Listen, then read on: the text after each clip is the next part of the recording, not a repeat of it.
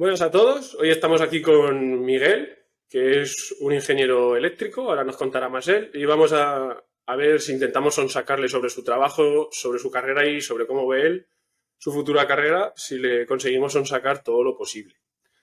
Hola Miguel, ¿Qué tal? ¿Cómo ¿cómo estás por estamos? ahí? Pues muy Primero bien. voy a hacerte una serie de preguntas más cortas para que pongamos un poco en contexto, digamos, tu persona y tu carrera y que la Vale, gente sepa quién eres y que no hay aquí una persona hablando que no tiene ni idea del tema, ¿vale? vale. Bueno, lo primero, tu nombre, tú te llamas Miguel, ya lo he dicho yo. ¿De qué trabajas? ¿Cuál es tu profesión? Ingeniero eléctrico en la empresa Stalder Rail, que es una empresa del ferrocarril. Ok. ¿Cuántos años tienes? 27. ¿Y cuántos años de experiencia trabajada? Pues ahora te diría 5, 5 y medio más o menos. Memoria no Vale, sé, pero entre 5 y 6 añitos. o sea, desde Desde que los acabé la 21 o 22. facultad, exacto. Desde que acabé la Ok. facultad con 21, que se podía empezar a hacer prácticas, ya en cuarto, pues ahí. Y Ok. ahí sin parar, la verdad. Por suerte. ¿Nos podrías explicar un poco rápido tu carrera académica? En plan, ¿qué bachillerato hiciste? ¿Qué carrera hiciste? ¿Dónde la hiciste? Y esas Sí, claro, cosas. bueno, yo soy de Valencia, entonces todo lo que hice lo hice aquí en Valencia. A partir de cuarto de la ESO, bueno, al menos cuando yo estudiaba, creo que ahí ya te empezabas a especializar en tercero y cuarto, un poquito ya tirando hacia las ciencias, que era lo que me llamaba la atención, sin tener ni mucha idea más allá de que las ciencias es lo que te gusta y con eso vas encaminándote, ¿no? Y luego ya en bachiller, pues con lo mismo, al final el bachiller en nuestro caso era pues elegir. Sí, creo que había, ¿no? Letras, ciencias y luego habría algo que era un poco más artístico y en nuestro caso, como en mi caso lo que me gustaba era la ciencia, pues seguimos con ciencias. Ya fue justo cuando ya empezaba la selectividad y tal, cuando empiezas a mirar un poco más en profundidad qué es lo que te empieza a llamar. Y a mí me gustaba una asignatura que era tecnología y la parte que me llamaba la atención era la parte de electricidad electricidad y electrónica de la asignatura. Y con eso me metí a la carrera. Entré en lista de espera, me acuerdo, de electricidad y había puesto electrónica pues porque esa asignatura me gustaba y porque los robots y tal parecía que esa era la carrera, digamos, que más parecía que hacía eso, pero sin mucha más idea, la verdad. ¿Y la carrera que hiciste en concreto fue? Fue ingeniería electrónica industrial y automática en la Universidad Politécnica de Valencia, aquí Ok. en el Poli. Ok. Tu carrera laboral. ¿Dónde empezaste a trabajar? ¿Cómo? Yo empecé a trabajar en Stalder de becario, empecé a trabajar con 21 años en lo que era lo que es cuarto de carrera, en el segundo cuatrimestre cuando tenías menos asignaturas. Yo recuerdo que tercero era un año muy jodido, con muchísimas asignaturas, entonces ese año dije, este año no empiezo a hacer prácticas ni de coña. Cuarto ya sí que en el primer cuatrimestre era muy fuerte, tenía bastantes años asignaturas, pero el segundo lo tenía muy vacío. Y dije, bueno, al segundo vamos a tope. Y sí que es cierto que en el primer cuatrimestre me puse a mirar prácticas. Me puse a mirar. De hecho, hice una entrevista en Stalin y no me cogieron. Fue a la segunda en enero, la segunda, ya a partir de ese segundo cuatrimestre, donde hice una segunda entrevista y ahí sí que me cogieron. Y ahí me quedé. Ahí me ¿Te quedé cogieron? de becario. Un segundo, un segundo. Eh, ¿Te cogieron de prácticas de qué? O sea, de ingeniero de, eléctrico. Sí, en ese momento realmente recuerdo que tú cuando entrabas pues no tenías, te explicaban obviamente un poco qué es lo que hacía cada departamento y tal dentro de lo que es el área eléctrica, pero vamos, tampoco en ese momento te daba un poco igual qué grupo ir porque no tenías tampoco muchas referencias, ¿no? No Y tenías ni luego, idea de nada. claro, era en plan de, "Pues yo lo que quiero es hacer prácticas de lo que sea, ¿no? Y sé que esta empresa es buena y quiero hacer prácticas sí o sí. Y es un poco la mentalidad que salíamos. Luego la suerte que tuve es que en el departamento que caí, que era el de esquemas eléctricos, nosotros lo que hacemos es industrializar toda la parte eléctrica del funcionamiento del vehículo. La verdad es que luego encajé muy bien, encajó, vamos, el trabajo me encajó como un guante, cosa que fue totalmente al azar, sinceramente. Igual a otro le hubiera dicho, oye, pues esto, vamos, no es para mí o tal, pero a mí da la casualidad que me encajó como un guante. Y muy contento, hasta ahí sigo y continúo ahí. Ok. O sea, has hecho los 5 años, 6 de experiencia que has dicho en Sí, todo Stanley. ese año en la misma empresa. Ok. Y ahora has ido diciendo un poco, la verdad que ha sido un poco todo suerte y que cuando tomabas decisiones no lo tenías muy claro, pero quería preguntarte un poco cuál era tu sueño o cómo decidiste qué estudiar, cómo decidiste en qué hacer prácticas, en qué querías trabajar. ¿Qué estudiar? Lo decidí porque básicamente me gustaban los robots. veníamos de, me acuerdo, en el instituto de hacer un concurso de robots que nos fue muy bien, nos premiaron en la Generalitat, un premio que daban aquí, no me acuerdo si era la Generalitat o del ayuntamiento, pero vamos, un premio local de aquí de la ciudad. Y dijimos, hostia, esto qué chulo, qué divertido, ¿no? La electrónica ahí para que los robots funcionaran, se programaba, tal. Y dijimos, hostia, a raíz de eso me llamó la atención. Y a partir de esa línea, la carrera que más, en principio, por lo que entendíamos, más relación tenía con eso era electrónica. Y ahí me metí. Ok, vale. Ahora ya vamos a ir a preguntas un poco más largas, digámoslo así, que te extiendas un poco más para que te sonsaquemos lo máximo posible. Y Veremos. entonces, has dicho que trabajas en Starle. Lo primero, explícanos un ¿Sí? poco qué haces en Starle, en qué consiste tu trabajo y nada, un poco eso. Bueno, Staller es una empresa del ferrocarril, lo que hace es construir trenes dentro de trenes y vehículos ligeros, que llamamos, ¿vale? Varios tipos de vehículos ligeros y locomotoras. Y lo que no hacemos es construir nada de vías ni nada, ¿vale? Nosotros nos dedicamos única y exclusivamente a la construcción de vehículos ferroviarios, nada de infraestructura, ¿no?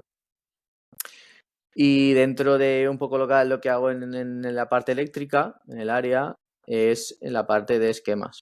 Nosotros lo que hacemos es, nos llega una información de varios departamentos y lo que tenemos que hacer es convertirlo en algo fabricable. Entonces eso lleva unos procesos que están estipulados y lleva mediante un software que tenemos, estilo E-Plan. Lo que hacemos es, se diseña todo en el ordenador como tiene que ir y se saca de ese software la información que la fabricación necesita para poder funcionar.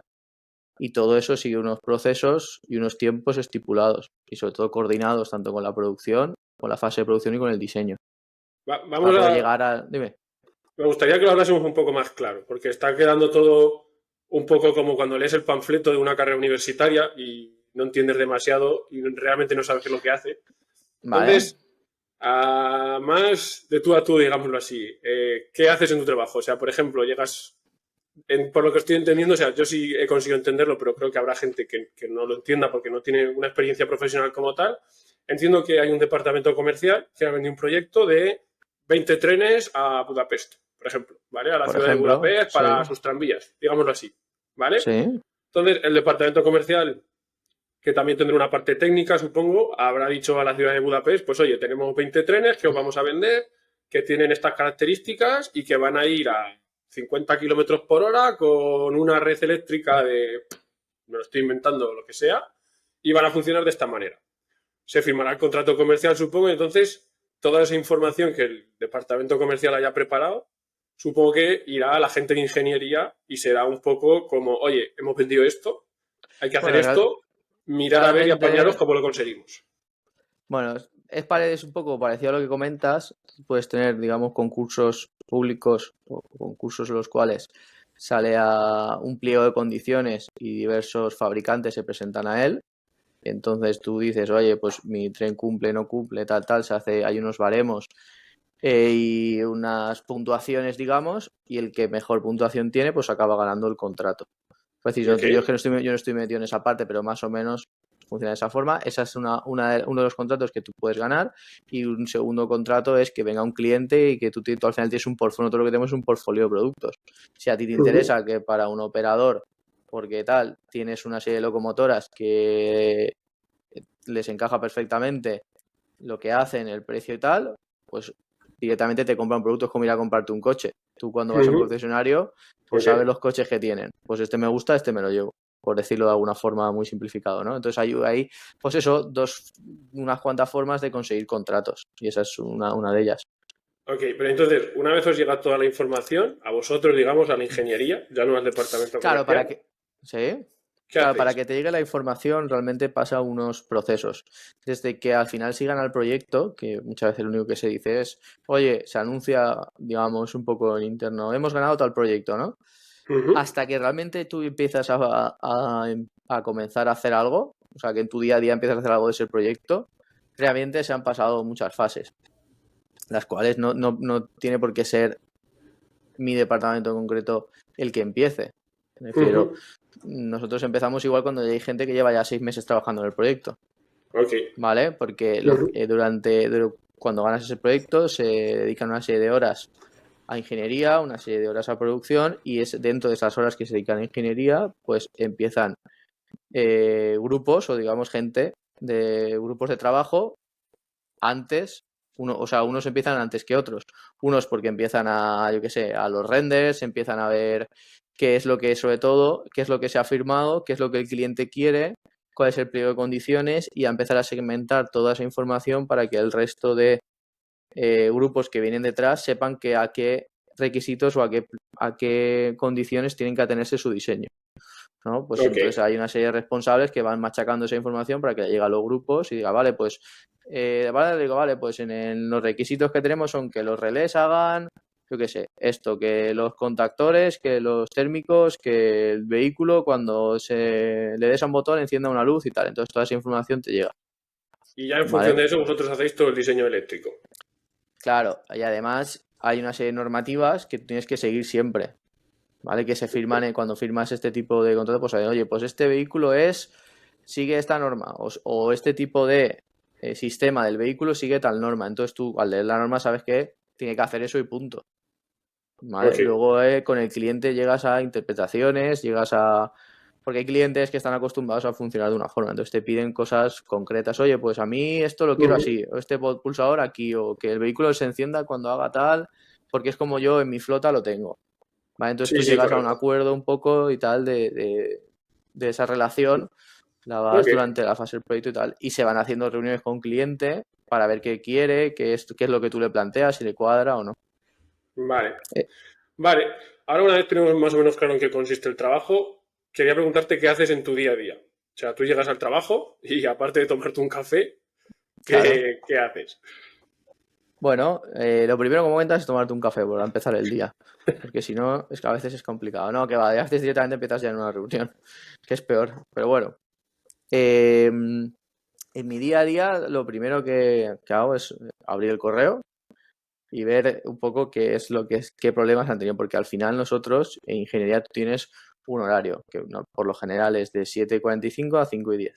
Pero la producción sigue, hay gente que sigue tardes, incluso han llegado Cuando a ver dices, perdona que te interrumpa, cuando dices la producción, ¿a qué te refieres?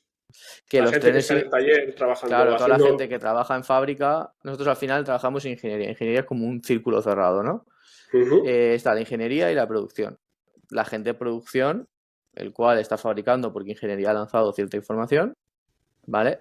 Ellos siguen trabajando durante a turnos, por decirlo así.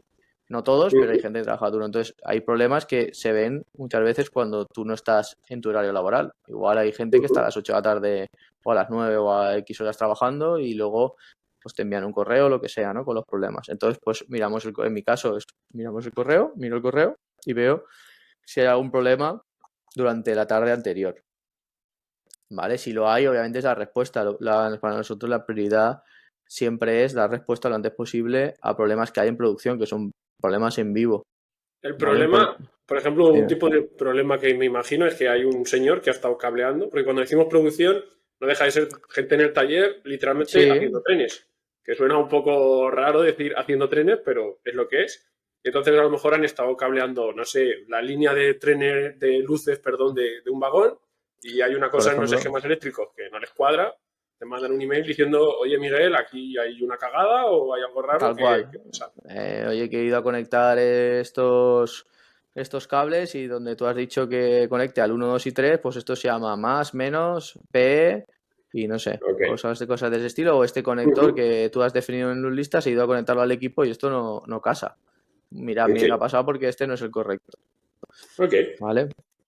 Entonces, esos son un poco los típicos problemas que pueden haber en producción desde mi departamento. Hay más, pues por ejemplo, que un equipo, unos planos, que tú has cableado el equipo conforme esa documentación, ha llegado el equipo y no se parecen nada. Hostia, que durante la fase de validación del equipo, pues yo qué sé, que se hizo una actualización de Electrical Interface y nunca llegó a ingeniería, entonces se ha hecho con el antiguo. ¿Cuánto no tiene nada que ver? Pues eso hay que sacar una modificación rápida porque tiene que actualizarse lo antes posible para que la gente pueda seguir ensayando, pueda timbrar, sí, Ujú. etcétera, ¿no? Ok, ok, eso para empezar por la mañana, resolver. problemas Claro, del día resolver sobre todo anterior problemas, y problemas del día luego que, anterior. Y luego tú, por lo general, nosotros lo que tenemos son proyectos que llamamos más vivos y proyectos que están un poquito más ya en una fase más desarrollada, por lo tanto dan menos problemas. Pero tu prioridad por lo general siempre es dar prioridad a estos proyectos que están más vivos, ¿no?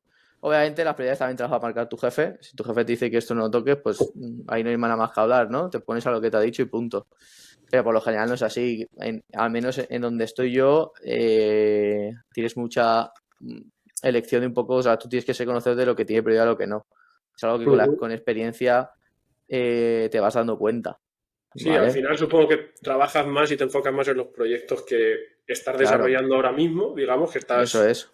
en el ajo y hay proyectos que ya salieron y a lo mejor están en fase final de producción o en Eso test y es. ya tienes que prestar menos atención y es un poco seguirlos por si hay problemas, pero poco más. Claro, si tú tienes al final, en nuestro caso, tenemos vehículos que están en pruebas o están en tal y hay un problema, eso tiene prioridad porque es un vehículo que está en pruebas. Tú al final, la documentación que tú estás haciendo de los planos, de lo que sea, de proyectos que están en fase de diseño, están, digamos, en ingeniería, al final tienen, eh, por decirlo de alguna forma muy simplificada, horarios acordados dentro de la ingeniería. Pues tú, o tiempos acordados, es decir, tú tienes que lanzar esta información tal día.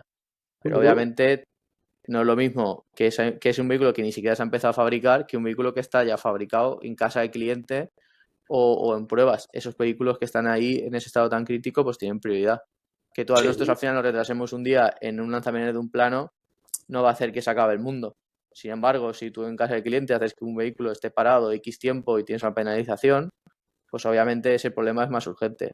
Y eso sobre todo te vas dando cuenta con tu jefe que te lo marca bastante claro y luego con experiencia ok, qué problemas a atender primero y cuáles no. vale, vale, perfecto, o sea, vale, eso es lo que haces en tu día a día y aparte, ¿con qué trabajas? Me refiero, ¿en tu día a día es trabajar con el ordenador todo el día En mi o...? caso, aquí no usamos tampoco ninguna locura de software súper complejos ni nada de eso. Al final usamos el correo electrónico, un Outlook empresarial, Ujú. que es parecido como cualquier, pues Sí, parecido a un correo cualquier electrónico, correo, un normal. correo electrónico, ¿vale? Con el que se comunica. Al final con Teams, que es como si fuera también, creo que es de Microsoft Ujú, todo, además. Pues para convocar reuniones, para hablar con la gente, etcétera, para que hacer esa comunicación mucho más fluida. Luego en el ujú, departamento eléctrico sí que se usa un software como ePlan, pues para hacer todo el diseño de los planos. Lo único que en nuestro caso es un software un poquito más customizado, ya que la información que sacamos es la que producción quiere ver. Por lo tanto, ujú. tú al final puedes ese tipo de softwares los puedes customizar un poquito a tu gusto. Cuando ya eres una gran empresa, digamos, o que necesita bastantes licencias, además que vemos que las licencias no son gratis y un poco toda tu producción se basa en ese tipo de listados, pues al final también los puedes customizar, tienes un soporte técnico, etcétera. Pero tampoco no es nada, es decir, no usamos así nada súper complejo, ¿vale? Ok, Y ok. luego otra herramienta básica es el Paint. Para hacer recortes, para decir aquí donde iba el 2 iba el 3 eso lo más básico no falla. Y con eso créeme que se hacen maravillas, ¿vale? Sí, la verdad que yo uso mucho, más que el Paint, uso el PowerPoint. Sí, Explicar una cosa en una reunión, pongo un cuadro con un círculo encima y eso me vale eso ya es. para explicar. Luego lo que también usamos es, pues para el tema de presentaciones, para el tema de tal, obviamente, el PowerPoint, pero si tú envías un documento, lo haces en Word y luego lo pasas a PDF. Aquí no envías nada Ya, en ya. Word, como podía pasar en la facultad que de repente tal, no. Tiene un poquito un formato, que depende del proyecto, pues siempre tiene el mismo formato, donde aparece el símbolo de Stalder, donde todas las páginas tienen digamos que está Sí, un unas poquito todo plantillas. estipulado, exacto, todo está más Ok. estipulado, ¿no? Pero ya te Vale, digo que los software son esos, que en mi departamento no usamos nada de la NASA ni nada así, que al final lo más sencillo es lo que está lo la que gente mejor acostumbrada, es funciona. lo que mejor funciona. Ok. Ahora quería preguntarte un poco más sobre, en vez de sobre ti, digamos, sobre los proyectos en sí. ¿Cuánto tiempo llevo? O sea, hemos hablado un poco ya de que desde que tú empiezas a trabajar un proyecto, ese proyecto ya lleva mucho, mucho recorrido antes. ¿Cuánto dura un proyecto? ¿Qué fases tiene más o menos? ¿Cómo se desarrolla? ¿Cuántos equipos ¿Vale? Bueno, ¿cuánto participan? dura un Un poco para que proyecto? la gente tenga una Es visión global complicado decirlo de lo que se hace en realidad porque depende en mucho completo. del tipo de producto que se haya vendido. Tú cuando vendes un tipo de producto el cual Ah, es shit. un... Espera. Para. Vale. Vale, que se había pillado, no sé, el Algo ha internet o el de pasado, uno algo ha o el del pasado. otro, o sea, Problemas del directo. algo ha pasado. Escucha, repito la pregunta y luego lo cortaré, no te estreses y ya está. Vale. Vale. Vale, pues ahora quería preguntarte un poco más que sobre ti, sobre los proyectos en sí. Antes has dicho que desde que tú empezabas a trabajar en un proyecto, ese proyecto ya tenía mucho recorrido antes, creo que has dicho hasta 6 meses. Entonces, si me Sí, pudieras es explicar un un tiempo, poco. no te sabría decir un tiempo concreto, pero sí que ahora comentamos si quieres más en detalle, pero sí que hay un tiempo previo hasta que entramos nosotros. Hay algunos proyectos será más, otros será menos, porque a veces algunos que cuando se firman pues no está del todo claro, o hay algún claim que llaman en plan de, oye, pues no, la otra compañía denuncia que has cometido aquí tal y hay que esperar a que se decida, etcétera, ¿no? Pero depende un poco, esa fase inicial depende un poco. Vale, y una vez que tú empiezas, digamos, Ujú. ¿qué fases tiene? Lo has ido explicando un poco, pero ¿qué fases tiene? Pues supongo que habrá una fase de Sí, diseño, luego de producción, luego de documentación, que nos expliques un poco eso y cuánto tiempo más o menos lleva cada fase, con qué equipos participan o con qué equipos trabajas, un poco para que la gente tenga una visión global de lo que sería un proyecto de un ingeniero eléctrico y que no se piensen que es estar delante de la pantalla del ordenador día sí, día también, haciendo líneas en el E-Plan. claro. Bueno, los tiempos son complejos de definir porque dependen mucho del tipo de proyecto. ¿Vale? Un caso muy sencillo sería si a ti te compran un producto como lo que hemos comentado antes. Cuando tú vas al concesionario y quiero este coche, pues este coche me lo llevo y es un proyecto que prácticamente no pasa ni por ingeniería. A menos que el cliente pida, oye, que quiero que me pongas 3 USBs más de los que llevo. Pues ahí habrá que hacer una modificación o una serie de horas en ingeniería, pero el producto va a ser horas prácticamente para fabricar y punto. Ingeniería poco tiene que hacer. Donde más es donde entramos nosotros cuando se firman proyectos estilo que sea un desarrollo nuevo, que sea que lleve un gran, o sea, que al vender el producto, tú ese producto lo has vendido con una X horas de ingeniería porque necesitas desarrollar ese producto. No es un producto que tú llegues al concesionario y esté, ¿vale? Sino tiene una serie de condiciones que tú tienes que fabricar en base a esas. Y aparte el cliente, pues opina mucho de muchos puntos, no solo de la parte eléctrica, sino de la parte de interiorismo, de la parte de cómo quiere los asientos, de los techos, de las luces. El cliente al final es un gran opinólogo, a veces más de lo que debería, pero ya digo que los tiempos en ese aspecto de defender el proyecto varían. Nos centramos en algo que al final estamos en ingeniería, ¿no? En proyectos intentemos con horas de ingeniería, con horas de desarrollo, con chicha, que podemos decir, ¿no? Entonces ahí cómo empieza, pues ahí sobre todo lo que hay es un responsable del proyecto, ¿vale? Que empieza a trocear toda esa información y a segmentarla para que la gente sepa qué es lo que tiene que hacer o un poco guiarla de dónde es por dónde tienen que ir las cosas.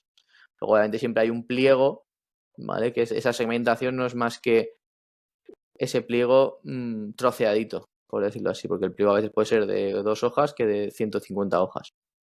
¿Vale? Entonces, tú ahí empiezas a conocer un poco cuáles son las particularidades que va pidiendo el cliente o del producto que has vendido.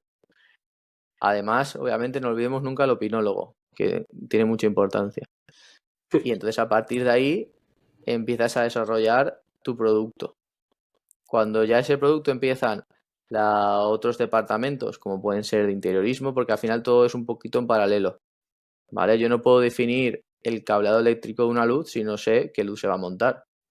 Y a mí, yo no voy a hacer un estudio lumínico, lo va a hacer un departamento que se dedique pues al tema de interiorismo, al tema de luces, por ejemplo, las luces interiores. Cuando eso esté claro, que realmente ellos tienen mucho más peso, pues yo ya la conectaré como tenga que conectarlo, ¿vale?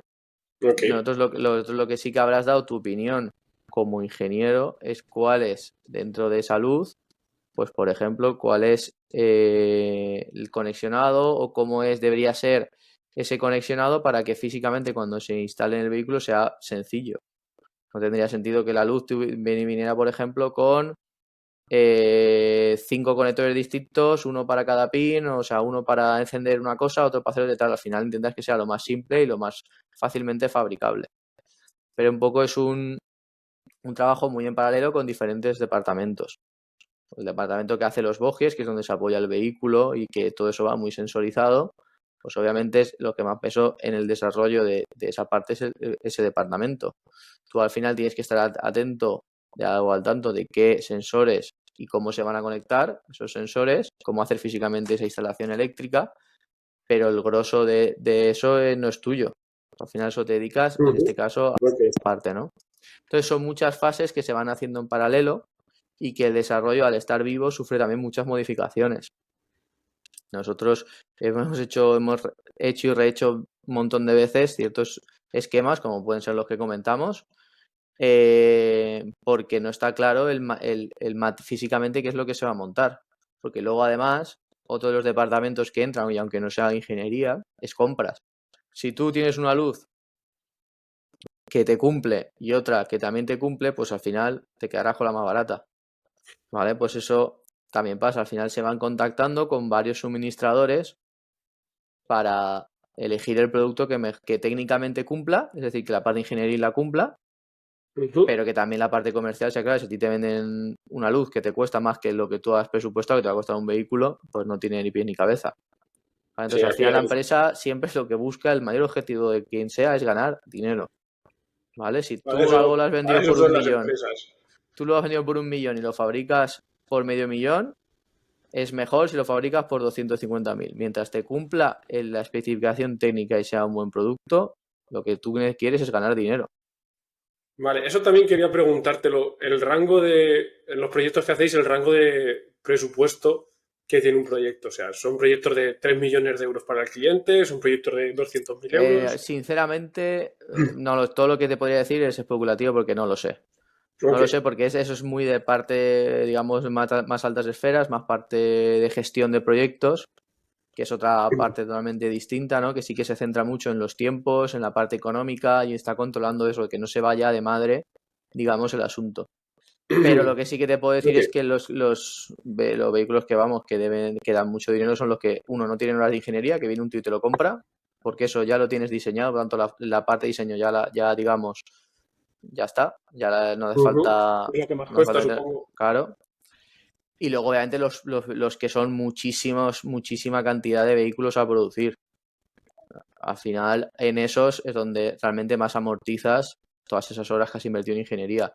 Si a ti tienes un proyecto de 2 vehículos, el margen de beneficio seguro que es mucho más ajustado que si vendes un proyecto como los que hemos ganado de 1.000 millones de que se hacen 350 vehículos del mismo tipo, ¿no?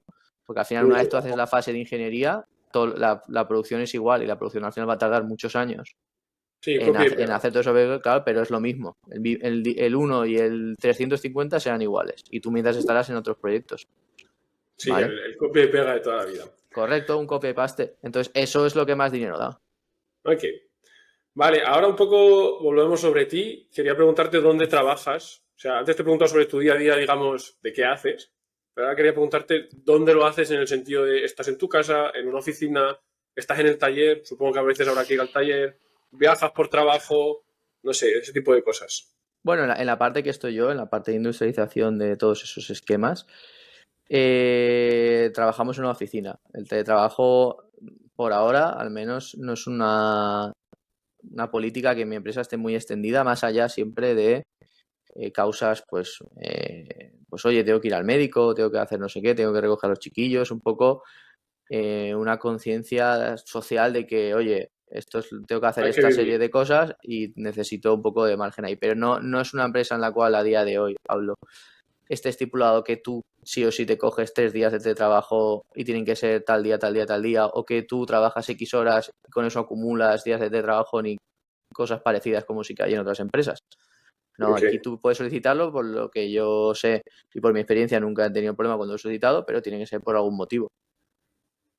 ok. Vale. Y, y nada, eso es un poco. Luego Realmente. nunca bajas al taller, nunca haces Ah, nada perdón, sí, físico. sí. ¿Cómo continúa un poco eso? La gran parte realmente es en oficina y es sentada delante de un ordenador. Te diría que fácil puede ser un 70% de lo que hagas. Al menos en mi departamento. Sí que es cierto que dependiendo del proyecto, Por eso te digo que eso hay que cogerlo mucho con pinzas, ese 70-30 que se puede decir. Tú cuando tengas un proyecto más en producción, estarás muchas más horas allí que si tienes un producto solo en diseño. Tú cuando Cuando tengas un dices producto... allí, A ver, perdona que cuando te digo interrumpa. allí, me refiero al taller. Al taller que está Taller con un... al lado o una sede de fabricación que está por lo general cerca de donde está la ingeniería. ¿Y qué haces? Es decir, ¿chequeas tú los cables que estén bien No, puestos?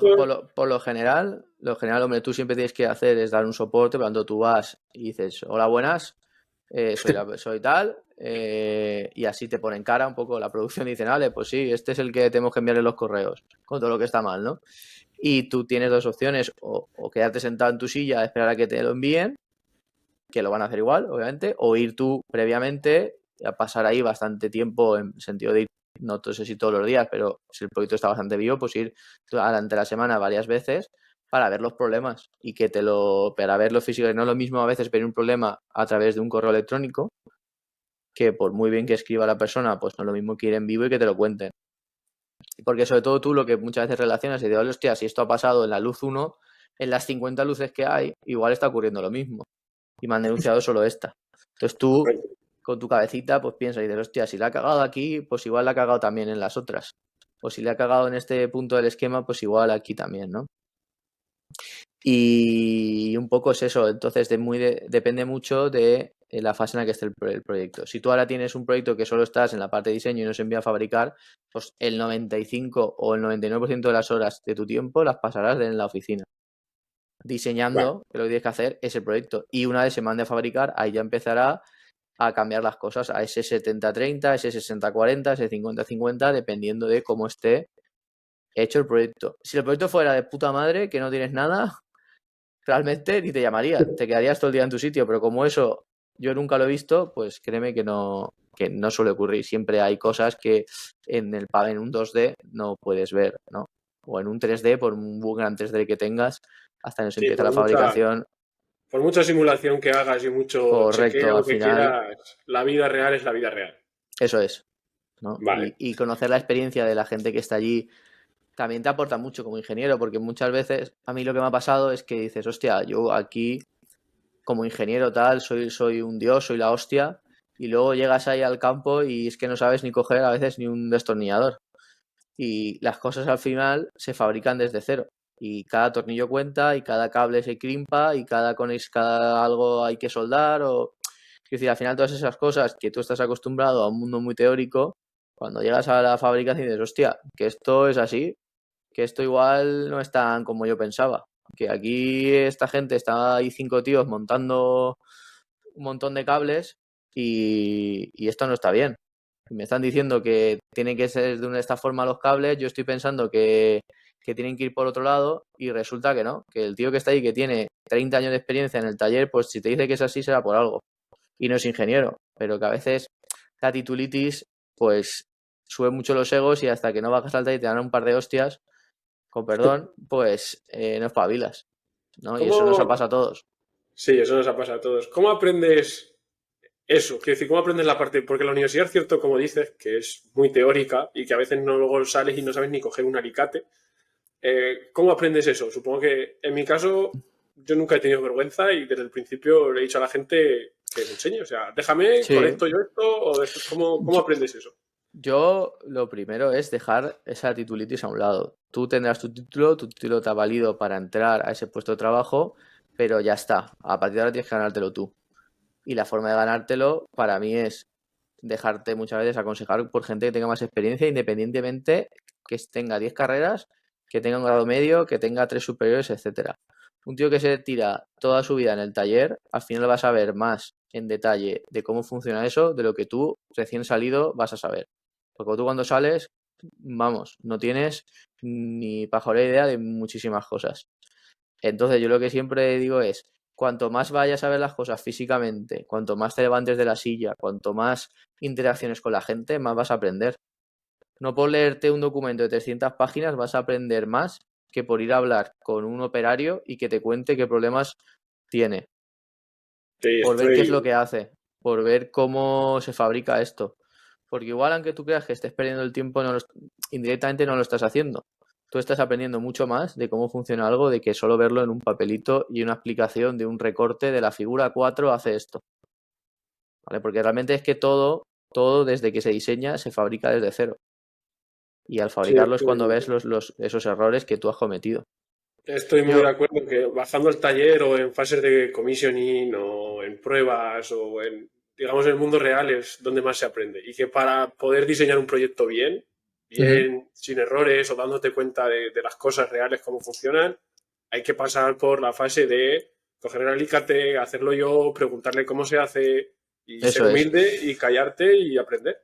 Yo sobre todo lo que más he aplicado es ser humilde, dejarte aconsejar y aprender de gente con experiencia, independientemente de la titulación que tengan. Y con eso es lo que más me ha ayudado a crecer, porque y sobre todo bajar al barro. Porque una vez del barro, o sea, del barro también se sale. Quiero decir, tú al final entras en el barro, aprendes y también sales. Es decir, no es algo Ujú. para siempre, pero que es una fase que hay que pasar. Ok, vale. Ahora quería preguntarte cómo ha evolucionado tu trabajo desde que empezaste hasta hoy. Me refiero, ¿Sí? ya has dicho que has estado los 5 años, los 5 o 6 años en Stadler, desde que hiciste las prácticas, Ujú. pero ¿cómo ha evolucionado tu responsabilidad, tu puesto de trabajo? No sé si al principio supongo que tenías un manager intermedio y si ahora tienes gente a tu cargo después de tantos años en la empresa o ese tipo de cosas. Vale, pues bueno, al principio yo lo que empecé era desde la base. Es decir, cogiendo el software que hacemos, empezar a toquetear ese software, a ver cómo se plasman aquí las cosas, ¿no? Un poco en esa fase de diseño y dejándome llevar por lo que te decían los tutores. Oye, pues haz esto, rellena esta Excel, mírate esta documentación, léete este pliego, ves practicando en paralelo cómo nuestro software funciona para que tú sepas qué es lo que tienes que hacer, si un día hay una modificación poder hacerla, ¿no? Y un poco la primera fase de becario fue esa, intentar, sobre todo dejándote llevar por lo que te decían los tutores, que te marcaban, en mi caso te marcaban la faena que tenías que hacer, te hacían un seguimiento, ¿vale? Y te hacían un plan de formación, es decir, pues no te ponían a pinear desde el primer día, te explicaban primero qué es un tren, cómo funciona, y luego un poco en detalle de lo que hace tu grupo también, ¿no? Entonces todo ese plan de formación te lo van dando, tú vas enterándote un poco de cómo va la película y cuando ya empiezas a enterarte un poco de la película, pues ven si eres espabilado y si no. Y si te has quedado durmiendo en la película o si sigues despierto y con ganas de jugar, ¿no? Y ese fue mi caso. Disculpa que te interrumpa, pero creo que esta fase es un coñazo y hay que asumirla y hay que pasar por ahí y Sí, hay que darlo todo, o sea, no te vas a dejar la piel y tu vida personal es importante, pero hay que, no sé cómo decirlo, como tú has dicho, ser espabilado y sí, entender que es lo que hay. esa primera fase de aprendizaje, tú tienes que saber, tienes que tener muy claro cuando sales de la carrera que no sabes nada. O sea, que tú puedes haber caído en esta empresa, como puedes haber caído en otra, como puedes haber caído en una que hace, pues no sé, tornillos, o en otra que hace aviones, o en esta que hace trenes, o en una fábrica de coches. Y ninguna tiene nada que ver entre sí, pero lo que seguro que tiene que ver para que esa persona pueda continuar es que le eche ganas, que intente espabilar lo antes posible y que le ponga actitud. O sea, aquí nadie viene siendo aprendido, ni te viene con 30 años de experiencia, ni con 5 o 10 años que piden en los currículums, ni nada. Aquí vienes desde cero, ¿no? Y entonces, como vienes desde cero, lo que tienes que intentar es aprovechar todo lo que puedas el tiempo que pasas ahí para aprender, porque al final es una forma de aprender gratis, entre comillas, ¿no? Tú le estás dedicando un tiempo porque quieres sacar una faena, pero tú tampoco sabes nada. Entonces te están encaminando hacia el mundo laboral. Yo creo que es un poco ganan los dos, tanto la empresa como el estudiante en este caso. Y esa primera fase hay que pasarla, hay que asumirla y tienes que superarla. Y si no la superas, es cuando realmente estás jodido. Porque si tú no asumes todas estas cosas, no te va a ir, o sea, habrá casos y casos, ¿no? Pero vamos, no vas a llegar a una empresa, te van a poner de responsable y te vas a quedar una mano delante y una mano atrás sin hacer nada y vas a ganar dinero y vas a ganar 3.000 4.000 5.000 euros sin hacer nada. Toda responsabilidad se pagará, todo el dinero que podrás ganar ante tu vida laboral, buenísimo, pero todo eso se consigue trabajando, esforzándote e intentando hacer lo mejor posible, ¿vale? Eso, la primera fase quede muy claro, que o vienes a intentar espabilar o es que si no te quedarás en la orilla, ¿vale? Y una vez, continuando un poco con la pregunta, ¿no? Una vez pasas esa fase, si la gente, obviamente tienes unas condiciones en las que tú seas una persona que confíen en ti, que hayas visto que hayan espabilado, pero que también las condiciones de la empresa sean unas buenas. Si de repente la empresa va a quebrar, pues por muy espabilado que seas, no te vas a quedar, ¿vale? Eso es así. Entonces, si también se junta con que la empresa confía en ti y tiene capacidad de crecimiento y necesita gente y tal, pues darás un paso más al frente, que pasarás de becario a estar contratado, a ser un trabajador, ¿no? Y como trabajador ya, pues tu responsabilidad también cambia, ya no eres un becario, ya no, digamos, no sabes nada. Ya puedes llevar tú a becarios, incluso, ¿no? Ya tienes que empezar a enseñarles. Y esa segunda fase, en la cual tampoco tienes más experiencia que la de que puede ser 1.800 horas que vienen en el Politécnico, bueno, hasta 1.800, hay gente que hace más, hay gente que hace menos, pero puede ser un año de prácticas, no tienes gran experiencia y sigues en una fase de aprendizaje. Esto es una opinión personal, creo que durante toda la vida como ingeniero estarás en una fase de aprendizaje, porque yo siempre que voy al trabajo algo aprendes, ¿vale? Cada vez sí que es cierto que te sorprenden menos cosas, porque tu día a día lo vas controlando más. Pero todos estos primeros años, cada día era nuevo. Cada día había algo nuevo, algo que podías aprender, algo que podías mejorar, algo que se te escapa. Dices, hostia, esto yo a día de hoy, tras 5 o 6 años, si empezara de cero, habría cosas en mis primeros proyectos que no haría igual que hago ahora, ¿vale? Y todo eso al final pasa por intentar hacerlo siempre lo mejor que puedas, sin intentar dejarte aconsejar y guiar por tus responsables, obviamente, por la gente que tiene experiencia, preguntar y a ser un pesado y decir, oye, yo esto no lo tengo claro. Oye, esto que yo leo aquí en este documento, esto a mí me parece chino y yo esto no sé, explícamelo, explícalo y aprender, aprender y aprender. Y llegarás un momento en que en tu día a día todos los correos y todo lo que te pregunten lo sepas. Y digas, hostia, ¿qué ha pasado? Pues lo que ha pasado es todo ese proceso de 1, 2, 3, 4 años en el cual te has ido formando y has ido adquiriendo todas las capacidades que se necesitaban para ese puesto de trabajo. Eso es un desarrollo de una persona. Por eso, obviamente, no es lo mismo contratar a alguien con 5, 10, 15 años de experiencia que a uno que lleve uno. Claro que se va a pagar más al que lleve más experiencia, porque toda esa fase ya la ha pasado. Te podrá salir rana, como a todos, pero también hay que entender esas cosas, ¿no? Que todos son fases. Y que no por ello hay que disfrutar todas las fases. Yo, vamos, a los primeros años que vas puteado en el sentido de todo te parece nuevo, también es la que más absorbes y más, si tienes ganas y le pones aptitud, la que más conocimiento te vas a llevar. Más hostias te van a caer, también es cierto. Pero bueno, todas esas hostias ayudan. Ok. Y después de, digamos, la fase grande de aprendizaje, que como tú dices ya sabes contestar todos los correos y todas las dudas, ¿qué viene? Pues luego llega para mí una parte hablo ya de algo personal, de cierta estabilización, en el sentido de que, vale, yo ya mi día lo tengo controlado, ya el 90% de lo que me llega no me sorprende, ¿no? Siempre déjate un margen porque siempre hay cosas que te van a sorprender. Siempre va a haber cosas que puedas mejorar, ¿no? Pero al menos en mi caso, cuando la mentalidad que yo tengo es, oye, ya he llegado a este punto, me muevo. O sea, la empresa es grande, la empresa tiene muchos departamentos, la empresa, si es una persona válida, te lo va a dejar, si no, pues al momento te dará una patada. Eso es así. Y lo que haces en mi caso al menos, mentalidad es, oye, ya he aprendido aquí, creo que he aprendido muchísimo, prácticamente el tope de lo que puedo, pues ahora me muevo y sigo aprendiendo en otro departamento.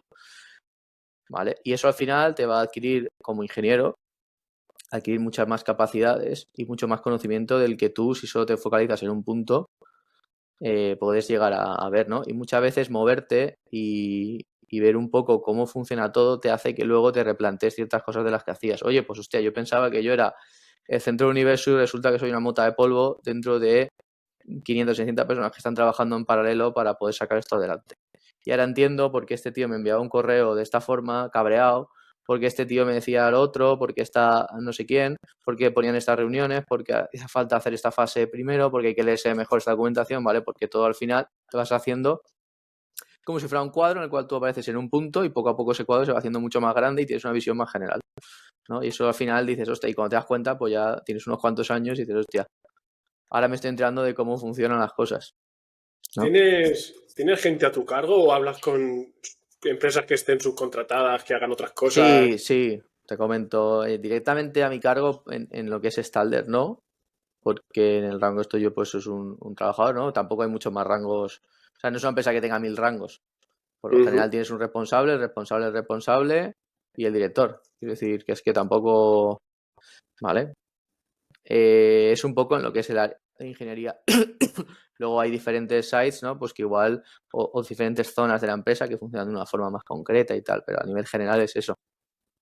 Lo que sí que lo que haces es, tú al final tienes una serie de recursos que tienes que luchar por ellos. Oye, pues yo necesito que para mi proyecto estén 2 personas dedicadas porque los tiempos que tenemos están muy ajustados, entonces yo necesito a 2 personas que me estén haciendo esquemas y que necesitamos contratar a de las diferentes subcontratas las cuales nos apoyamos, pues a tantas personas y esas las vas a llevar tú. Tú vas a ser el encargado de que esas personas funcionen lo mejor posible, que tú les des la información necesaria que ellos tengan que hacer, pues en este caso para hacer los esquemas. Tú vas a coordinar que todos esos esquemas salgan con fiabilidad, digamos, y en el tiempo que toque, y tu jefe lo que va a estar es pendiente de, aparte de ti, de los diferentes personas que tengan de que sus proyectos o su diseño salga en el plazo que tenga propuesto, ¿no? Él también va a ver, oye, pues a este plazo no estamos llegando, entonces necesitará, oye, tal persona igual necesita más apoyo o más refuerzo desde la parte interna. Y no es lo mismo que en tu departamento tengas gente con mucha experiencia y otra gente que menos. A mí, en nuestro caso, por ejemplo, en mi caso particular, lo que ha sido es cuando menos experiencia tienes, más están metidos ahí contigo para para hacerte un seguimiento y para ver que no la líes, por decirlo así. Y cuanto más experiencia tiene, pues más libertad te da. Al final respondes ciertas cosas, oye, de tiempo sobre todo y de gestión, y te dejan mucha libertad para que lleves tú el proyecto como consideres, porque has dado ya buenos resultados en los previos. Si fueras un desastre en los proyectos anteriores, pues no te dejarían suelto, obviamente, ¿no? Vale. Pero no tengo, es que, o sea, no tienes dentro de lo que sería la rama de Stalder propia, en este caso no tendría nadie por debajo. Sí, Así quizás que cierta gente de subcontrata eso, puntual, pero... eso es exacto. Ok. Vale, ahora una pregunta importante porque al final todos trabajamos por la pasta. Claro, Si no, yo estaría esquiando, la verdad, en son las los montañas de Cáritas. los Alpes. No sé tú. Así que a ver si te mojas un poco. Quería preguntarte cuál es el salario, digamos, de entrada. Hombre, no de becario, porque de becario, en nuestro caso, en la Universidad Politécnica de Valencia, las ¿Está prácticas hay un estipulado? convenio y está pagado a X. Pero digamos, cuando ya te contrata la empresa, en este tipo de profesión de ingeniero eléctrico, ¿cuál suele ser el rango de salarios? Y luego, digamos, cómo va evolucionando y si sabes hasta dónde puede llegar. Vale. A ver, pregunta comprometida. Eh, Te voy a hablar de rangos, porque decir un número en concreto En es un poco... España, en España esto ¿Eh? no gusta, la ¿verdad? En España esto no gusta. Ahora que estoy en Estados Unidos, aquí habla todo el mundo de pasta y cuánta pasta haces y cuánta pasta ganas y a qué te dedicas y cuánta pasta podrías ganar. Pero en Hombre, España la ¿cuánta verdad pasta que podría ganar? Ojalá, podría ganar mucha en más, pero España la bueno. verdad que esto está... No, al final, hablando en rangos, ¿no? En mi primer momento que empecé a trabajar, o sea, ya no como la fase como becario, como has comentado, mi primer salario fueron 18.000 euros brutos al año. Ese fue mi primer salario. Y a partir de ahí fui creciendo. ¿Cuánto?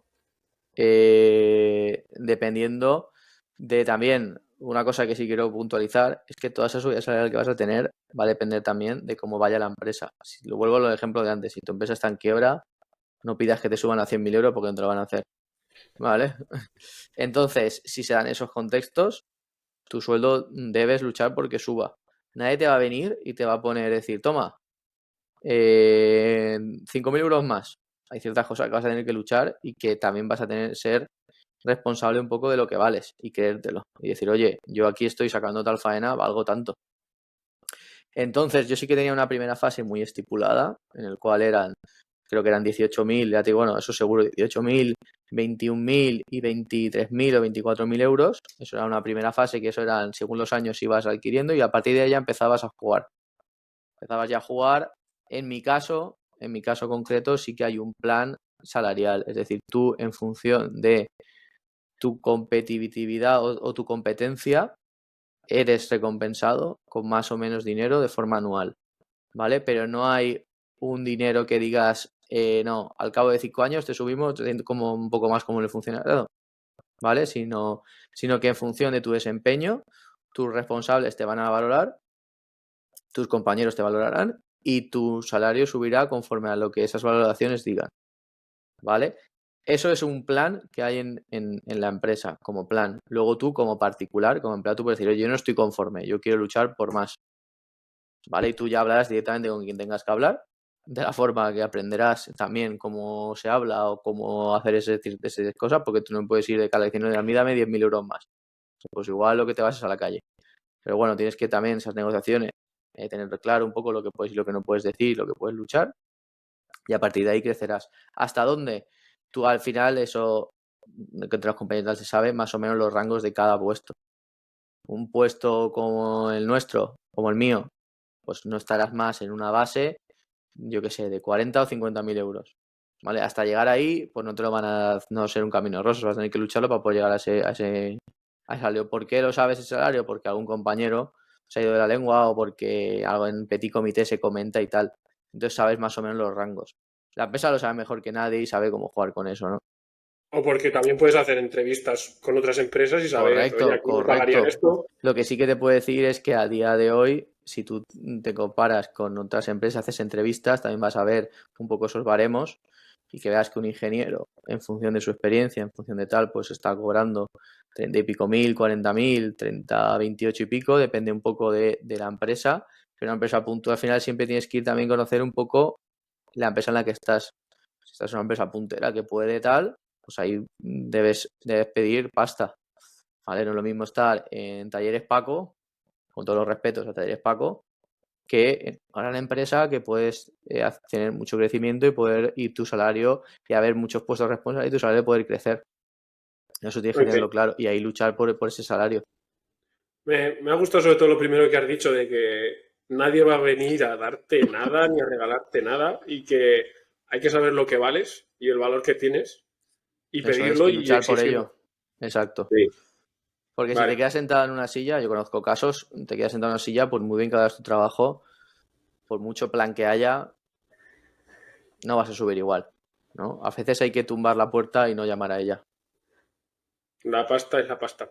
Vale, ahora ya estamos casi acabando y bueno, esto es una pregunta un poco obligada y demasiado típica, diría yo, que es que si hay que hablar inglés en tu trabajo, si usas el inglés, si no lo usas para nada, si la documentación está en inglés, tú dirás.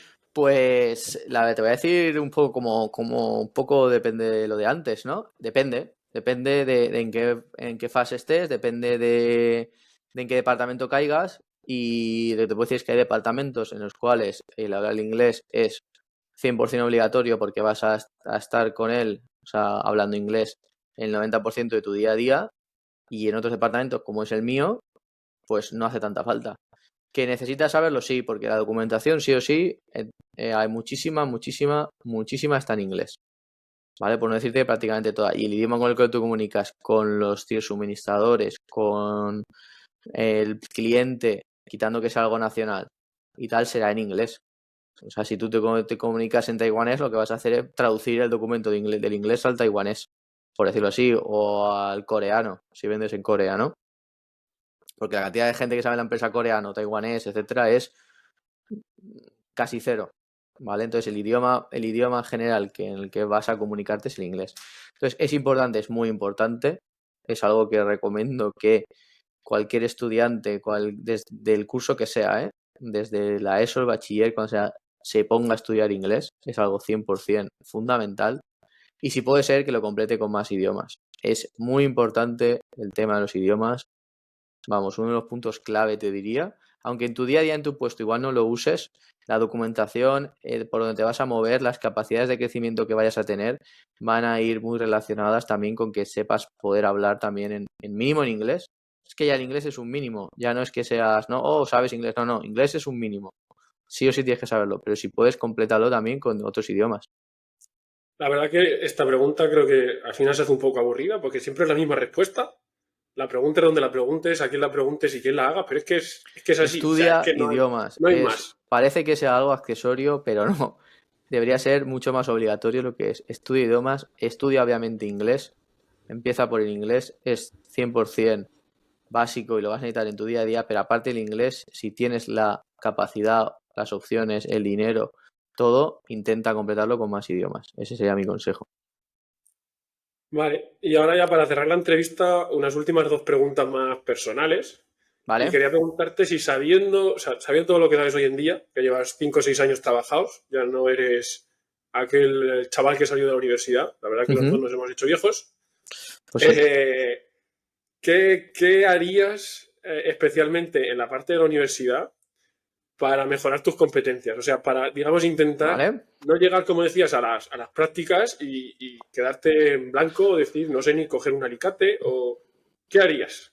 Yo si volviera a empezar la facultad, ¿vale? Intentaría explorar más las opciones que daba el Politécnico, que habían un poco más allá del aula. Me explico, es decir, tú al final tenías una serie de créditos que sí o sí tenías que hacer, ¿no? Pero también el Poli, en este caso la Politécnica, daba muchos cursos, muchas formaciones fuera, muchas charlas de gente que venía. Había como grupitos de trabajo en los cuales puedes hacer proyectos más personales. Pues todas esas fases las hubiera explorado mucho más. No hubiera centrado tanto solo en la parte académica, solo en aprobar los créditos y tirar para adelante y sacar el título, sino hubieras intentado explorar todas esas capacidades o todas esas alternativas que te daba la universidad y que los propios estudiantes también fomentaban para poder conseguir más capacidades transversales. Porque si tú entras en ese grupo, en un grupete ahí para hacer, vamos a hacer un proyecto de universitario, vamos a hacer tal. Pues ya hay alguien que va a llevar la voz cantante, ya hay alguien que va a dedicarse más a hacer esta parte, ya va a haber una especialización, va a haber alguien que va a gestionar personas, entonces tú todas esas capacidades que en el aula no vas a aprender, porque es más complicado, bueno, quitando modos a un trabajo en equipo de tal, pero no es lo mismo que que hacer un proyecto, vas a tener una fase de manejar dinero. Todo eso, al final, esas capacidades transversales son ultra necesarias para luego poder desarrollarte mucho mejor en tu puesto de trabajo. O sea, aquí yo que he tenido varios becarios, vamos, no es lo mismo, tú enseguida lo notas, alguien que viene con tener cierta experiencia en X que alguien que no tiene absolutamente experiencia de nada. Están nuevamente mucho más centrados, tienen muchas más tablas, tienen más competencias, ¿vale? Luego el otro, pues no es nada malo tampoco, pero los va aprendiendo sobre la marcha, ¿no? Y si tú eso te puedes llevar aprendido de casa, pues mejor que mejor. Yo en mi caso, si volvería a empezar, exploraría muchas más esas alternativas que da la Politécnica antes que encerrarme solo en el aula como hice. Bueno, pues creo que con esto ya estaría todo, la verdad. Creo que ha quedado una entrevista sobre todo útil. Espero que le sea bastante útil a la gente. Hemos hablado mucho de cómo empezar en el curro, cuando no sabes nada, cómo luchar por tus cosas y lo que se suele utilizar en un ingeniero eléctrico, digamos. Así que espero que le sea útil a la gente. Ujú. Muchas gracias, Miguel, por la horita esta Uy, de de nada, ya preguntas para ves. sacarte todo lo que podía. Todo lo que pueda ser ayudar, mira, seguro que a alguien le sirven Y estos consejos. vale, una última pregunta que tendría. Si alguien ¿Vale? quiere ponerte en contacto contigo, o yo que sé, preguntarte alguna pregunta puntual o cosas así, ¿cómo pueden? ¿Con LinkedIn a lo mejor o algo Con parecido? LinkedIn o si no, yo ya te paso mi correo electrónico y vamos, no habría problema en que lo dejaras ahí en algún sitio o lo que sea. Pues alguien que contactar Vale, sin problemas para pues dejaremos orientarse. tu LinkedIn y tu correo electrónico en la descripción del episodio, de la entrevista y nada, esto sería todo. Muchas gracias. Nada, tío, hombre.